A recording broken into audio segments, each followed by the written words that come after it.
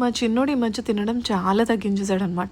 అన్నం పెట్టినా, సెరెలాక్ పెట్టినా, ఫ్రూట్స్ పెట్టినా ఒక స్పూన్ తింటాడు, మిగతాదంతా వదిలేస్తున్నాడు. ఎందుకా అని చెప్పి మా అమ్మకి ఫోన్ చేసి అడిగాను. అప్పుడు మా అమ్మగారు, సరే అయితే ఒకసారి ఇంటికి తీసుకురా, ఇక్కడ ఏమైనా వండి పెడదాము, మళ్ళీ అలవాటు అవుతుంది తినడం నెమ్మదిగా అని చెప్పి అన్నారు. ఇక్కడ ప్లస్ పాయింట్ ఏంటంటే మా అమ్మగారి ఇల్లు అలాగే మా అత్తయ్య గారి ఇల్లు కూడా ఇద్దరు ఇల్లులు ప్రకృతి అంటే నేచర్ కి దగ్గరగా ఉంటాయన్నమాట.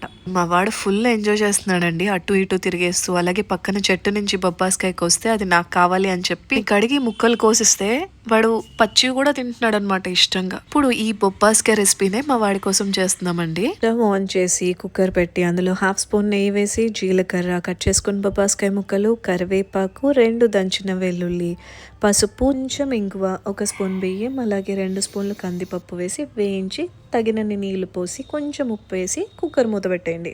మ్యాష్ చేసి బౌల్లో వేసి పిల్లాడి తినిపించేసాను. వాడు ఎంతో ఇష్టంగా తినేసాడు. Mummy happy, tummy happy.